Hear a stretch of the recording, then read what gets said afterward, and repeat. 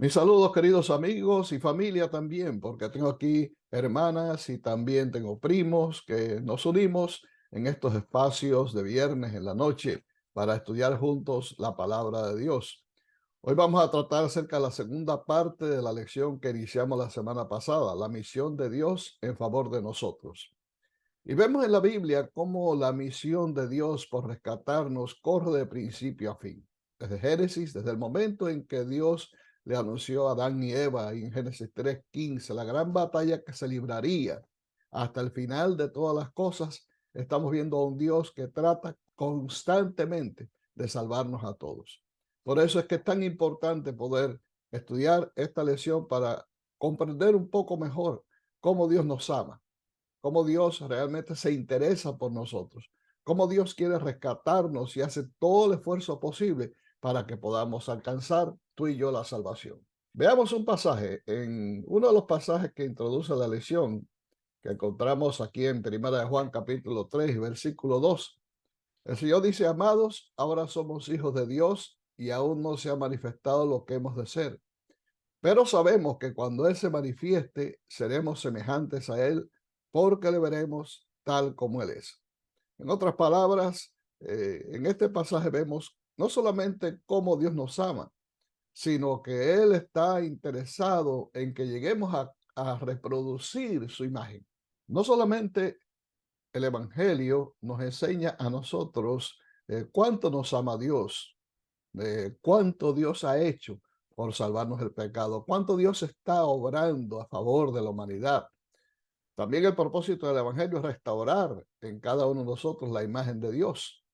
Y en esa lucha, en esa batalla, en esa ardua tarea que hemos emprendido, indudablemente tenemos la ayuda y el poder del Espíritu Santo para poder alcanzarlo. Ahora bien, quizás no lleguemos totalmente, digamos, al 100% de ese blanco. Sin embargo, aquí hay una promesa muy hermosa. Sabemos que cuando Él se manifieste, entonces seremos semejantes a Él porque le veremos tal como Él es. O sea, llegar a ser igual a Jesús, eso es imposible. Recordemos siempre que el hombre fue creado a semejanza divina. Fue lo que Dios dijo en el Edén: hagamos al hombre a nuestra imagen, conforme a nuestra semejanza. O sea, el propósito de Dios es que podamos acercarnos lo más posible a la semejanza divina en mente y en carácter. Esa es la batalla diaria de cada cristiano. Y ese es el destino que Dios tiene para nosotros. Por eso es que el Señor está muy, muy empeñado en que podamos ganar esa victoria y ha dispuesto a nuestro favor todos los recursos necesarios para que esto sea posible. La misión de Dios en las Escrituras da prominencia a Jesús como el único camino de salvación. El mismo Jesús declaró: yo soy el camino, yo soy la verdad y yo soy la vida. Nadie viene al Padre sino por mí. Eso lo dice Juan 14, versículo 6. Pero Jesús también nos ayuda a comprender la centralidad del Dios Trino en su misión. Todo lo que Cristo hizo fue por su Padre Celestial o para Él.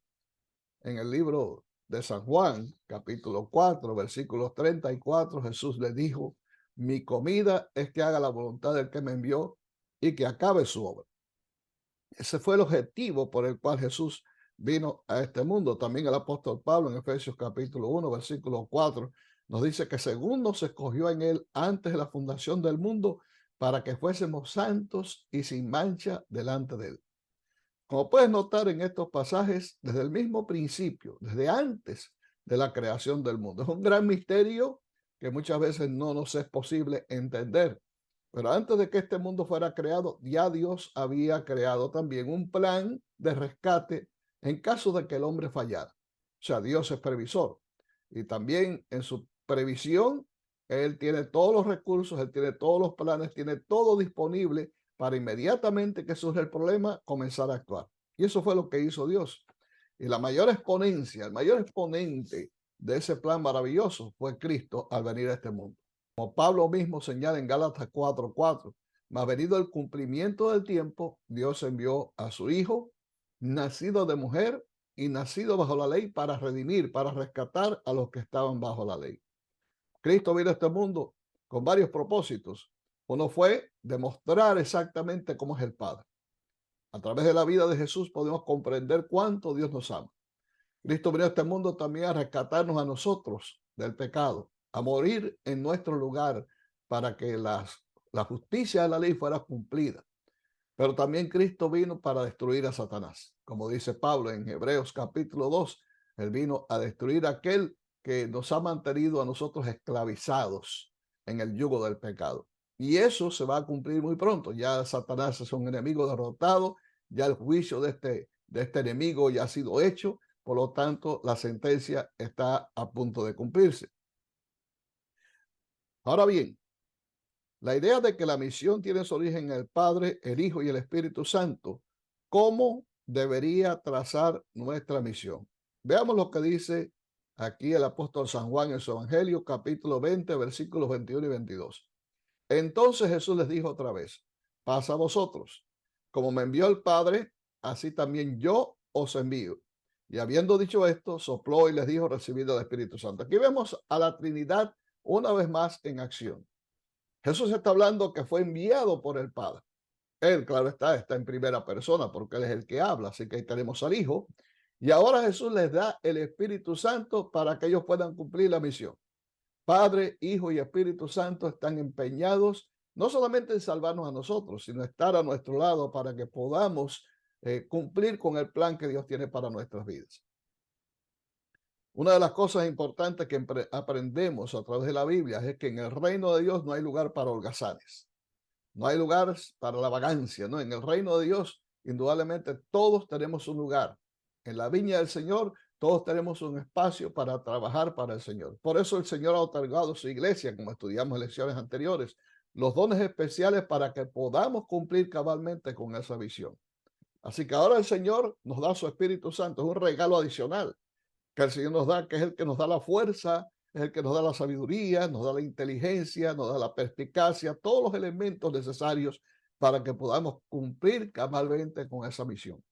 Porque sin el poder del Espíritu Santo, queridos, nada podemos hacer. El Espíritu Santo es el que nos ayuda a hablar, a decir las cosas que corresponden. El Espíritu Santo es el que toca los corazones y los lleva al arrepentimiento, porque es el que convence de pecado al pecador. Nosotros simplemente somos los instrumentos a través de los cuales el Espíritu Santo obra.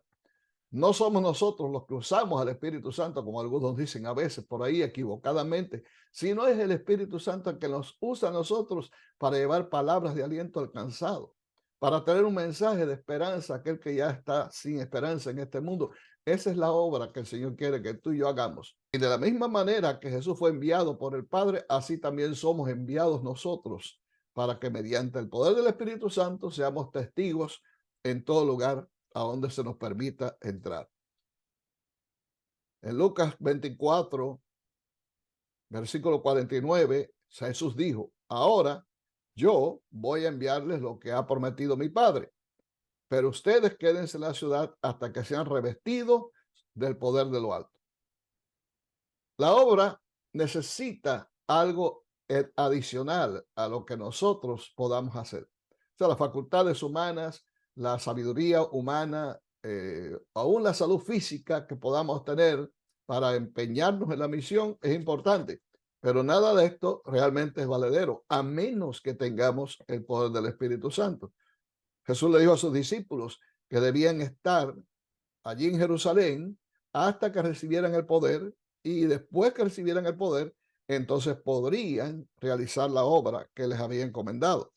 Es por eso que cuando leemos en Hechos capítulo 1, versículos 4, 5 y el versículo 8, nos dice ahí que Jesús, cuando estaban ellos juntos, les mandó que no se fuesen de Jerusalén, sino que esperasen la promesa del Padre, la cual les dijo, oísteis de mí. Porque Juan ciertamente bautizó con agua, mas vosotros seréis bautizados con el Espíritu Santo dentro de no muchos días. Pero recibiréis poder cuando haya venido sobre vosotros el Espíritu Santo, y me seréis testigos en Jerusalén, en toda Judea, en Samaria y hasta lo último de la tierra. Aquí encontramos la realidad de la misión de la deidad en estos pasajes que hemos leído, en una sola frase. La promesa del Padre, la seguridad del cumplimiento de la promesa por parte del Hijo y la promesa misma, o sea, la venida del Espíritu Santo. Con estos pasajes aprendemos que la misión no es nuestra, sino que pertenece al Dios Trino. Como tal, pues no puede fracasar. En esta obra no hay fracaso. No hay fracaso. Mira, déjame decirte algo. Una de las preocupaciones que a veces tenemos es que no dé resultado el trabajo que hacemos por los demás. Quizás para algunos sea un poquito estresante, tal vez desanimador, tener que decirle a una persona acerca de que Cristo viene pronto y que sea rechazado. Recuerda también el caso de Samuel. Samuel se sintió mal porque el pueblo lo rechazó a él. Pero Dios le dijo, mira, no es a ti al que han rechazado, es a mí. Nosotros simplemente somos los enviados, somos los representantes de Dios. Estamos llevando el mensaje de Dios al mundo. Pero si somos rechazados, si el mensaje rechazado no es a ti el que rechaza, no es a mí, sino es a Dios al que están rechazando. Y te digo, la misión no es infructuosa, la misión no conoce fracasos porque hemos cumplido la misión. De una u otra forma, como siempre debemos entender, cada cual tiene el derecho a escoger el camino que debe seguir, cada cual debe saber lo que debe hacer. Algunos van a aceptar el mensaje, otros no lo van a aceptar. Ahí tenemos la parábola del sembrador que Cristo presentó a sus discípulos, con lo cual ilustra la reacción de la persona al mensaje.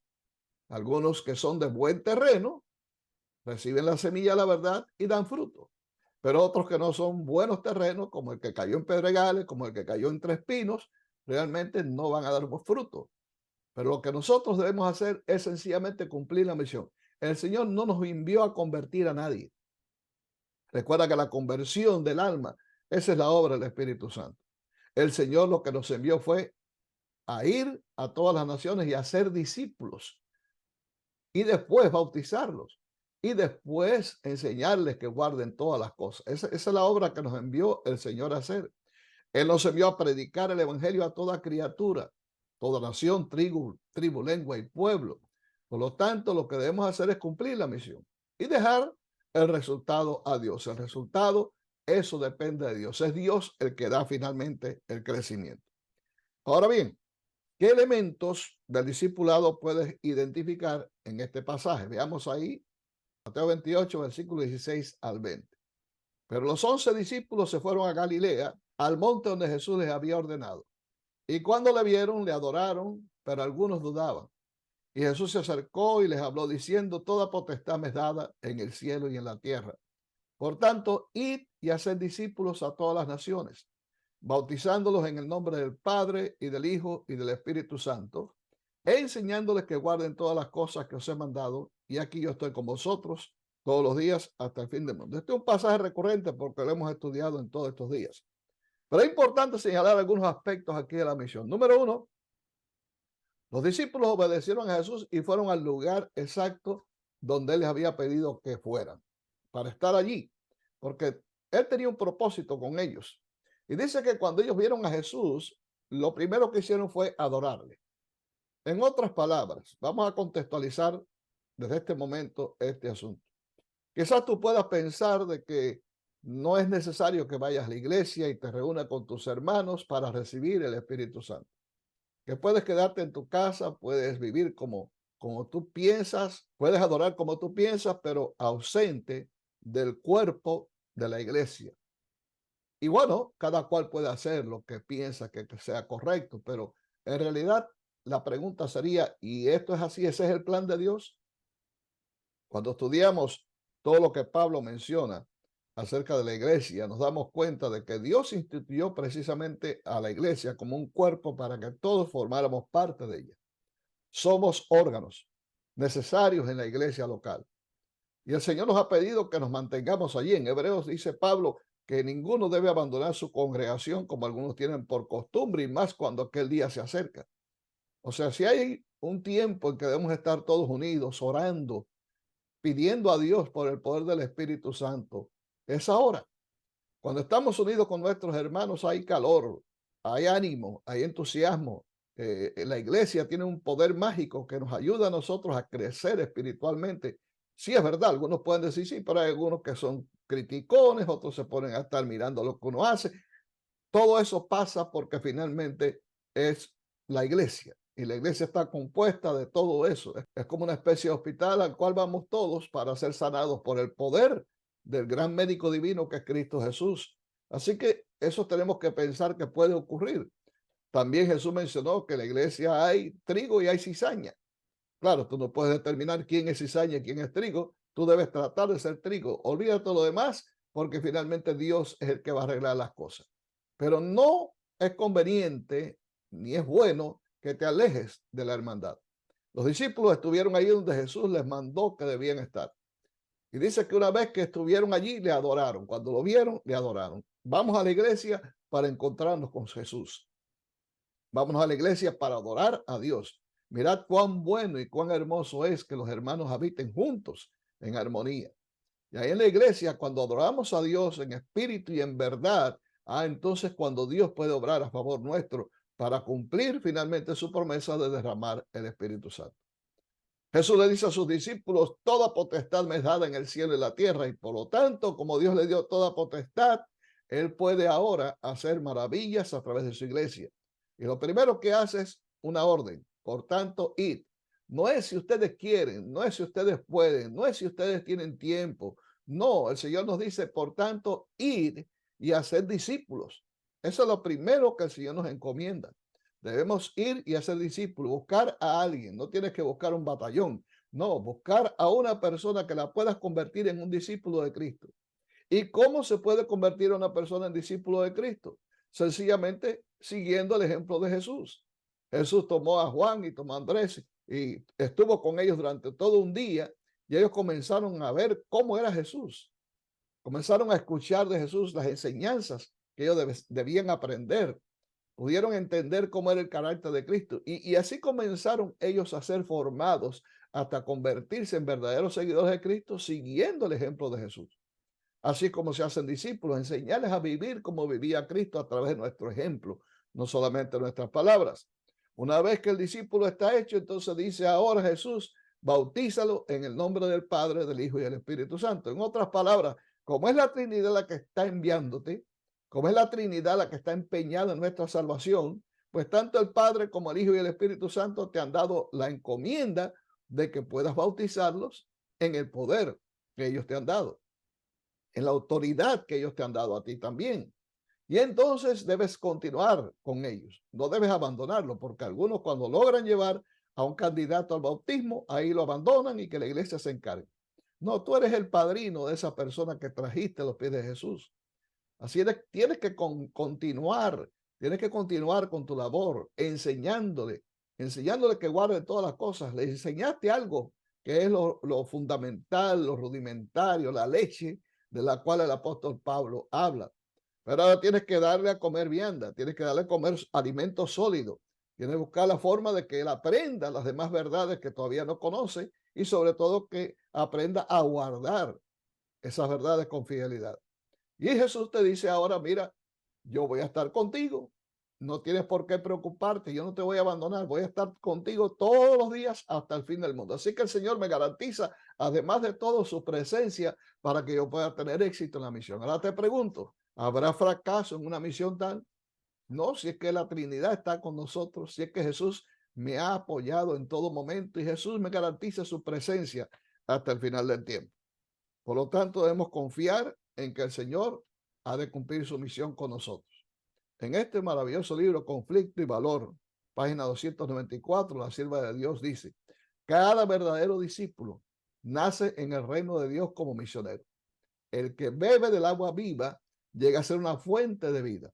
El que recibe llega a ser un dador. Muy lindo, ¿no? Así que esa es la obra que Dios nos ha dado. Llegar a ser un portador del agua de vida para aquella gente que está sedienta de la verdad y que necesita ser saciado. Ahora bien, ¿qué aspectos de la misión de Dios puedes identificar en esta expresión que aparece en Apocalipsis 14, 6 y 7, el Evangelio eterno, y que es presentado para que podamos entender cómo Dios está obrando? Así que veamos aquí lo que dice Apocalipsis 14, versículos 6 y 7.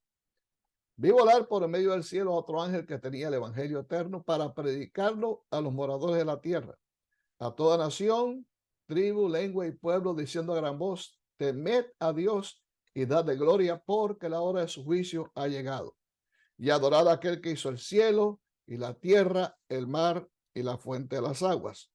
¿Cuáles son los aspectos que tú puedes ver ahí de la misión de Dios y que puedes identificar a través de esa expresión evangelio eterno? ¿Qué cosa es el evangelio eterno?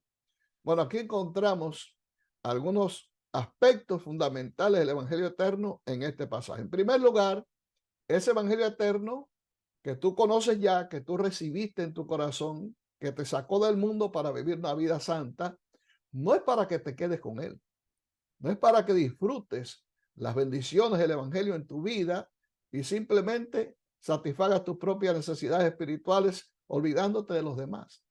No, ese evangelio eterno Dios te lo dio, sí, para que transforme tu vida, pero para que lo compartas con los demás. El mensaje del ángel es predicarlo a los moradores de la tierra y dice que no debes discriminar, porque algunos discriminan, ¿no? Este es grupo A, este para el grupo B, este para el grupo C y este que lo busque otro. No, Dios te ha dado a ti la facultad, Dios te ha dado a ti una encomienda importante y la encomienda incluye a todo tipo de personas sin importar su nación de origen, sin importar su credo, sin importar tampoco su color de la piel, sin importar su extracción social. No, Dios nos ha dado este mensaje para predicarlo a toda nación, tribu, lengua y pueblo. Ese es otro de los principios de compartir el mensaje con toda persona que tú te encuentres y que tengas la oportunidad de hablarle de Jesús. Debes hacer, porque esa es la encomienda de Dios. Jesús nunca hizo acepción de personas. Dios no hace acepción de personas. Dios nos llamó a todos para ser salvos. A cada uno nos dio un lugar en esa viña y espera que nosotros cumplamos también cabalmente con el mismo propósito, siguiendo el ejemplo divino. Ahora, en ese mensaje, en ese precioso evangelio eterno, está el mensaje de llevar a los moradores de la tierra a reverenciar y honrar a Dios, el nombre de Dios, y a darle gloria al nombre de Dios. Decirles a la gente que estamos viviendo en un tiempo que es realmente dramático, es un tiempo solemne en el cual vivimos, el tiempo que se está realizando en el cielo, el juicio más extraordinario de los que puedan recordar los hombres, es la intercesión de Cristo en el tribunal celestial. Ahí está la hora del juicio que comenzó a partir del año 1844 y que muy pronto concluirá cuando Cristo termine esa obra y concluya la gracia para todo ser humano. Debemos llamar al mundo a adorar a aquel que hizo el cielo, la tierra, el mar y la fuente de las aguas. O sea, hay que exaltar al Señor como el creador de todas las cosas, en contra de lo que se enseña hoy en día de teorías evolucionistas y todas esas cosas que son fantásticas y que nada tienen que ver con la realidad. Debemos llevar a aquellos que estamos tratando de alcanzar para Cristo al creacionismo bíblico. Y los primeros capítulos de Génesis, ahí vamos a encontrar el material suficiente para que aquellos a quienes estamos buscando para el Señor conozcan que somos creados por Dios con un principio digno. Hemos sido creados a su imagen y semejanza, no venimos de los monos, ni de batracios, de ningún tipo de especies inferiores. Que sepan que el sábado es el verdadero día de reposo, no el domingo, porque eso está allí también en la creación. Que puedan entender los principios de la familia, del hogar, porque fuimos creados para ser gregarios, para vivir en familia, vivir en comunidad, y que el matrimonio es santo, que fue instituido por Dios, y cada vez que nosotros encontramos a personas que están unidas pero no se han casado, lo primero que tenemos que hacer es enseñarles realmente que Dios sanciona el matrimonio. Y Cristo lo hizo ahí en las bodas de Caná de Galilea, que fue donde hizo su primer milagro. Él mostró con esto el respeto que él tiene por el matrimonio. Tenemos que enseñarle eso a la gente también. Tenemos que enseñarle a la gente también que el régimen que Dios creó para nuestro beneficio, para nuestra alimentación, es el que parte desde el Edén. Dios no creó a los animales para ser comidos o devorados por el hombre. Esto vino como consecuencia del diluvio, pero Dios creó un sistema, un método de alimentación diseñado precisamente para el bien del hombre, en las frutas, en los vegetales, las oleaginosas y todas aquellas cosas que Dios le dio a Adán y Eva. Tenemos que enseñarle a la gente esas cosas, forman parte del evangelio eterno. Tenemos que enseñarle también a la gente el maravilloso plan de salvación que aparece también allí en esos primeros capítulos. Todas estas cosas son importantes que la gente entienda a través del evangelio eterno. Por lo tanto, nuestra misión es llevar a las personas, enseñándoles todas las cosas al convencimiento de la verdad tal cual la Biblia presenta. En Palabras de Vida del Gran Maestro, página 179, Elena White dice: la proclamación del juicio es el anuncio de que la segunda aparición de Cristo está por acaecer. Y a esta proclamación se la denomina el Evangelio Eterno. Así se ve que la predicación de la segunda venida de Cristo, el anuncio de su cercanía, es una parte esencial del mensaje evangélico. Así que la venida de Jesús forma parte también de ese evangelio eterno que debe ser presentado a la gente. Ahora bien, ¿cuáles son los canales de la misión? A lo largo de la historia, Dios siempre ha contado con personas que le representaron fielmente y representaron también su carácter en obediencia, siguiendo sus propósitos. Y el pueblo de Dios fue llamado también para esto, ¿no? Leemos en Génesis capítulo 12 y versículos 1 al 3. Veamos cuál era el propósito original de Dios para su pueblo en el Antiguo Testamento. Dice aquí: pero Jehová había dicho a Abraham: vete de tu tierra y de tu parentela y de la casa de tu padre a la tierra que te mostraré. Y haré de ti una nación grande y te bendeciré y engrandeceré tu nombre y serás bendición. Bendeciré a los que te bendijeren y a los que te maldijeren maldeciré, y serán benditas en ti todas las familias de la tierra. Cuando Dios llama a Abraham, lo llama precisamente, en primer lugar, para que abandone el lugar donde él había nacido, donde se había criado, donde había muchas influencias malsanas, y se vaya a un lugar diferente, un lugar que él no conocía, a la tierra que él le mostraría y en la cual su pueblo habría de crecer para convertirse en una gran nación que fuera la luz de todas las demás naciones. El propósito de Dios era crear una célula sana en ese lugar para que todas las demás naciones pudieran ser bendecidas a través de la influencia de esa célula sana. Y esa bendición debía alcanzar a todo el mundo. Por eso Dios le dice a Abraham: en ti serán benditas todas las familias de la tierra. No está hablando solamente de las familias judías, está hablando también de todas las naciones del mundo, en otras palabras. O sea, Dios siempre tuvo en mente desde un principio que al traer a Abraham al lugar donde lo habría de establecer como una nación, de esa nación surgieran luces que iluminaran a toda la tierra. Que la influencia del evangelio pudiera permear a toda la tierra. De esa forma, los que aceptaran la verdad pudieran convertirse a la fe judaica. Ese era el propósito de Dios. Era un canal de bendición para todo el mundo. En Deuteronomio, capítulo 7, leemos: porque tú eres pueblo santo para Jehová tu Dios. Jehová tu Dios te ha escogido para hacerle un pueblo especial, más que todos los pueblos que están sobre la tierra. Guarda, por tanto, los mandamientos, estatutos y decretos que yo te mando hoy que cumplas. Y por haber oído estos decretos y haberlos guardado y puesto por obra, Jehová tu Dios guardará contigo el pacto y la misericordia que juró a tus padres. Dios escogió ese pueblo para hacer de él un pueblo santo, un pueblo separado, apartado para el servicio divino, para darle principios, para darle un sistema de vida que realmente asombrara al mundo. Recuerden ustedes cuando vino la reina de Sheba a ver a Salomón, quedó impresionada, no solamente con la sabiduría de Salomón, sino con el sistema que imperaba en Israel. Y ese era el propósito que Dios tenía para su pueblo. Hoy en día no es exactamente el pueblo de Israel como piensan algunos, lamentablemente, porque ellos no quisieron obedecer a Dios y no quisieron someterse al plan que Dios tenía, fueron desechados con el apedreamiento de Esteban.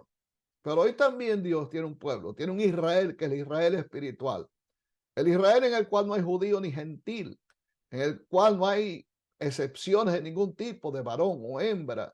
No, hoy todos somos un solo pueblo. En cada lugar del mundo hay miembros de este pueblo cuyo objetivo también es seguir alumbrando a todas las naciones con los principios fundamentales del Evangelio de Cristo. En el Nuevo Testamento vemos cómo Dios continúa también a través de su Hijo con una nueva estrategia misionera. En esa estrategia misionera, los discípulos forman parte y eso contribuye a formar también un cuerpo, una iglesia integrada por el Señor, a través de la cual no solamente los judíos, sino también todas las naciones serían bendecidas. Hoy en día existe esa iglesia, es la iglesia cristiana. Y yo pregunto, ¿y cuál es la misión de la iglesia? La misión de la iglesia sencillamente es la que hemos visto a través de este estudio. Es predicar el evangelio de Cristo tal cual fue enseñado también a los apóstoles. Elena White nos dice en Testimonios para la Iglesia, tomo 3, la misión de la Iglesia de Cristo consiste en salvar a los pecadores que perecen. Consiste en darles a conocer el amor de Dios hacia los hombres y ganarlos para Cristo, para la eficacia de ese amor. Esa es nuestra misión.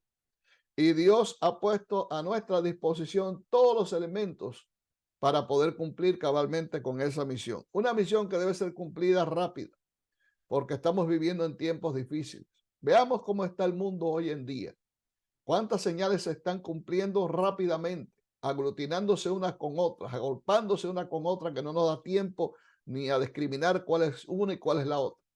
Guerras por una parte, conflictos por otra parte, problemas con el matrimonio, disolución del hogar, también la criminalidad, señales atmosféricas y estratosféricas que tienen que ver con huracanes, con terremotos, con incendios, con sequías, tantas cosas que se están sucediendo constantemente que la gente está absorta y está con miedo porque piensan que algo va a ocurrir, pero no saben qué. Ven el mundo que se está desmoronando y no saben por qué. Y Dios nos ha llamado a nosotros para que podamos decirle al mundo realmente por qué están pasando todas estas cosas. Que el mundo pueda saber de que realmente tienen un propósito. El propósito es, primeramente, despertarnos a nosotros como iglesia, pero también amonestar al mundo que puedan comprender que esto no son cosas casuales, sino que sencillamente son juicios de Dios que ya están visitando la tierra y nos alertan de que el mundo está llegando a su fin y que pronto veremos a Cristo venir en las nubes de los cielos. Por eso es tan importante que como iglesia cumplamos con ese papel que el Señor tiene para nosotros, con ese rol protagónico, que no nos veamos simplemente como espectadores, no, tú y yo tenemos un papel que cumplir en este drama de los siglos. Y ese papel es amonestar al mundo del fin inminente que ya está a las puertas, que se avecina, que es rápido, que pronto vamos a ver a Jesús, que pronto vamos a estar con Cristo en el reino de los cielos, que debemos prepararnos para venir al encuentro con nuestro Dios. Apocalipsis capítulo 7, versículos 9 y 10 tienen también para nosotros un mensaje. ¿Qué sugiere este pasaje acerca del alcance geográfico de la misión de Dios? Dice allí el profeta Juan: después de esto miré y aquí una gran multitud, la cual nadie puede contar, de toda nación, tribu, lengua y pueblo, que estaban delante del trono y en la presencia del Cordero, vestidos de ropas blancas y con palmas en las manos, y clamaban a gran voz diciendo: la salvación pertenece a nuestro Dios que está sentado en el trono y al Cordero. Mira, querido, te puedo decir que en el cielo, cuando estemos sobre el mar de vidrio y contemplemos esa gran multitud, vas a ver una multitud de colores también, de toda nación, de toda tribu, de todo pueblo, de toda lengua. Qué maravilloso es el amor de Dios. Qué maravilloso es el poder de Dios que puede rescatar a toda persona, no importa de dónde proceda. El Señor, cuando le dio su comisión a los discípulos, les dijo claramente: ustedes me van a ser testigos en Jerusalén, en Judea, en Samaria y hasta lo último de la tierra. Hay en ese mandato zonas específicas, personas específicas a las cuales debemos alcanzar. Quizás tú no salgas nunca de tu país y no tengas la oportunidad de irte a Indochina o a Japón o a la China o a cualquier lugar a predicar el evangelio. Pero ahí donde tú estás, tú tienes tu Jerusalén. Tu Jerusalén es tu familia, esa gente cercana que está a ti, a la cual tú amas y que te aman a ti también, tus amigos más cercanos. Ese es tu Jerusalén. A ellos debes presentar el mensaje del evangelio. También tienes a Judea. Judea son aquellas personas que están un poco más lejos de ti, tal vez compañeros de trabajo que no son tan amigos tuyos y demás, pero también necesitan conocer del mensaje. Ese es tu Judea. Tienes tu Samaria también. Samaria para los judíos representaban los enemigos. Eran aquellas personas no gratas. Sin embargo, son personas a las cuales también debes hablarle. Quizás en ese Samaria tengas personas que no te miran bien o que tú no les caes bien, no son amigos tuyos, te pasan por el lado, ni siquiera te saludan. Bueno, esas personas necesitan también escuchar el mensaje. Y si Dios te permite llegar hasta lo último de la tierra porque te mudas para otra nación o algo así, bueno, ahí tienes también otra sección donde puedes predicar el evangelio de Cristo. En resumida, la obra de Dios debe hacerse en todo lugar, en cualquier momento y a todo tipo de personas. Es lo que Dios quiere que tú puedas entender. Y quiero concluir con esta declaración del Espíritu de Profecía, donde Elena White dice que desde todos los países está sonando el llamado macedónico. Vengan a ayudarnos. Dios ha abierto campos ante nosotros. Los seres celestiales han estado cooperando con los hombres. La providencia va delante de nosotros y el poder divino obra con el esfuerzo humano. Ciegos deben estar los ojos que no ven la obra del Señor y sordos los oídos que no oyen el llamado del verdadero pastor a sus ovejas. Algunos han oído el llamado de Dios y han respondido. Que todo corazón santificado responda ahora, procurando proclamar el mensaje vivificador. Si los hombres y las mujeres con humildad y fidelidad asumen la tarea que Dios les ha encomendado, el poder divino se revelará en la conversión de muchos a la verdad. Maravillosos serán los resultados de sus esfuerzos. Es una linda promesa para todos nosotros. Y hermanos queridos, amigos, familia, pongámonos en las manos de Dios. Es hora de cumplir con el propósito que Dios tiene para ti y para mí. El Señor está por llegar. Señales se están cumpliendo en todas partes. El mundo está con nerviosismo. La gente está secándose a causa del temor y de la expectación de las cosas que han sobrevenido sobre la redondez de la tierra. Es el momento en el cual tú y yo debemos sumar fuerzas para poder decirle al mundo claramente la verdad. Cristo está por llegar. Que todos podamos estar listos para cumplir con esta misión que el Señor nos ha dado, predicar el Evangelio a todo el mundo por testimonio, para que así Cristo vuelva a la tierra y podamos reinar con Él por los siglos de los siglos. Es mi deseo y oración. Amén. Dios te bendiga, que Dios te guarde. Nos vemos la próxima.